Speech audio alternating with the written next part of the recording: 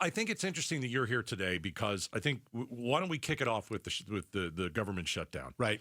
Okay. So we know the Senate has failed, I think, 12 times to pass a House-backed measure that would fund the government through whatever. I want to know, who do you think is going to blink first? Is it going to be the Republicans or the Democrats? There are a lot of people out there. You know, some people don't know that the government is shut down. Some people do know. They're not getting affected by it necessarily quite yet. That is going to come. I think today federal workers did not get their paycheck. That was the first time. And when the military misses their first paycheck, I think all hell's going to break loose. It's going to get really, really painful. Gaydos, I've been through three shutdowns myself. All right, being a congressman, right? In the 10 years that I served in the U.S. House. All right. And this is the very, very first time that I have ever seen that they wouldn't fund the military. And that, to me, is just, I mean, it's a no-no. Right. Didn't somebody come up with millions of dollars and they said that'll fund probably 2/3 of the military salary for one day. One day, not going to do it. Right. Who's going to blink first, Republicans or Democrats? I think the Republicans will probably blink first. And the reason I say that is because the one issue that the Democrats are really trying to force through on this shutdown is the subsidies for Obamacare. Right. And a lot of Republican constituents depend on those subsidies as well. Well, if the extension of Obamacare tax credits, if it doesn't get extended, the Democrats are saying 20 million Americans will have their premiums skyrocket by the end of the year. Dramatically. Right. Okay. So that would be bad for a midterm that is coming up next year. Why would Republicans allow that to happen?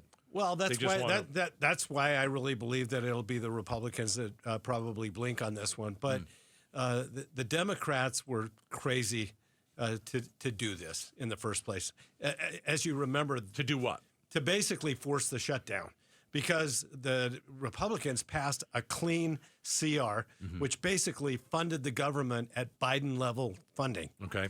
And so, there was nothing really for the Democrats to balk at in the actual funding proposal itself. They just simply wanted to use it as leverage to try to get the Congress to address the subsidy issue. Here's how I understand it, and I know you know more about this. You've been there, you cover it, more than I do. The Republicans said they wouldn't negotiate the Obamacare tax credits during a shutdown. Correct. Okay.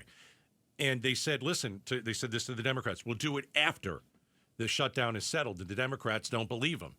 Well, I'm not a Republican or a Democrat, but I don't believe the Republicans either. I don't believe the Republicans are going to negotiate after the shutdown. Isn't this the only time the Democrats have any hand whatsoever? Well, this is the leverage. And but you want to know the other interesting thing, Gaydos, is that, all the Republicans would have to do is say, look, we're going to go ahead and invoke the nuclear option. Right. Just like, Harry Reid, who was the majority leader on the Democrat side, did with judicial appointments.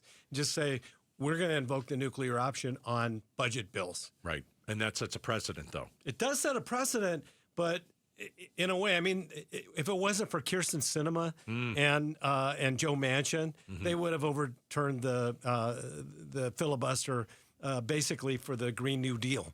I was thinking this the other day. Is the shutdown going to end before or after Thanksgiving?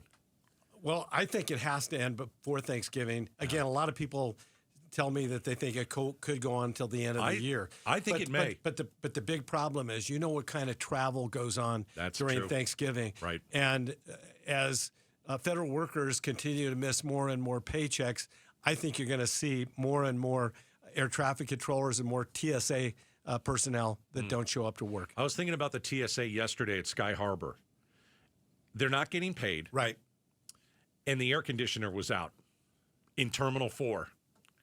What a miserable day. What a miserable day. You're a TSA worker. And nobody wants to be frisked or go through that machine. No. But so you're there working. You know you're not getting paid. You know that there's a sick out coming sometime soon. The air conditioner doesn't work. Right. And you're probably just like, this is a bunch of BS. Right. I'm not getting paid. I'm hot and sweaty, and people are ticked off at me. What really maddens, I think, the voters out there is that, the workers, the TSA workers, the postal workers, all the federal workers Right. are not getting paid. Do And that postal includes- workers don't get paid either? I don't believe they do, but I might need to double check that, Okay. but I don't believe they do. They may be a separate entity and may be covered under this, but I can't back that up 100%. But the military is going to be missing paychecks. Yep. The congressional staff, they're not getting paid, but the members of Congress are. Here's what Speaker Johnson said. We're in the middle of the height of the football season. This is peak travel time for the U.S. Hundreds of thousands of Americans are going to travel to football games this weekend, for example. And if the current trajectory continues, many Americans could miss watching their favorite teams and reconnecting with friends and family. So football fans, hey, if you're stuck in the airport this weekend while your favorite team is about to kick off, you can blame the Democrats for that, all right? Oh, gosh. You know what? That kind of stuff is Oh, just for crying cheesy. out loud. Yeah, after all said and done, it does take two to tango. Yeah. Yeah. I mean, I thought that was AI. Because sometimes you can't tell. Well, speaking of AI, Yeah. and I don't want to get off on this, but Okay. you probably saw the little reel of Trump in the crown in the jet I did. flying over, dumping poop on everybody. Dumping a lot of poop on people. That Yeah. was it was AI. He retweeted it. It was during the King's March. Did you happen to see that Kenny Loggins sued him for $900 million? I didn't. $900 million? $900 million. Was he using the song from He used the song from Top Gun, wow. Highway to the Danger Zone. The Danger Zone. Right. He's suing for how much? $900 million. $900 million. Yeah, I just read about it this morning. Holy moly. Yeah, that'll be a lawsuit tied up for years. Trump seems to be in a lot of lawsuits. He does. He's always been in lawsuits. Right. He right. likes to As tie a things businessman, up. Yep. yeah, he's in a lot of lawsuits. In litigation. But the government shutdown. See, I think, and this is just me knowing that these guys don't know any. This is the worst Congress I've ever seen. They're so scared of Trump. And anyway, I wonder if both sides just want to see the meltdown at the airport right before Thanksgiving. TSA workers, air traffic controllers. No, if they're really smart, because Then they blame each other. Because they can blame each other all they want, but the American public, they're going to hate them all. They already hate them all. Well, they already hate them all. In fact, I got to tell you a funny little quip. All right. The polling is so low. John McCain said the people that actually poll in favor are probably just family and staff. Oh, jeez. Yeah, I haven't seen Congress's approval, but it's got to low. be in the teens. It's Low either 20s? It's either, no. No. It's below the low 20s. It's in the teens. That's as low as we've seen it. Yeah, in fact, teens is probably guessing high. It's around 11%. What year did things go bad? What year did things start going bad where both sides said, yeah, we're not going to do this anymore because it's not Trump's fault? This happened well before Trump. So I served two different stints in Congress. Yeah. I served during the 90s, and then I came back in 2012. And during the 90s, there was a lot of bipartisanship. It was okay. Bill Clinton was the president. Yeah. We actually balanced the budget Right. 3 years in a row. Yeah. And when I left Congress, we had a $140 billion surplus. Right. And then I came back, it was like coming to a different planet altogether. Yeah. So, and I don't think it's all just politicians. I think a lot of it's social media and 24/7 hour news cycles. So social media 2010 around? Yes, around 2010.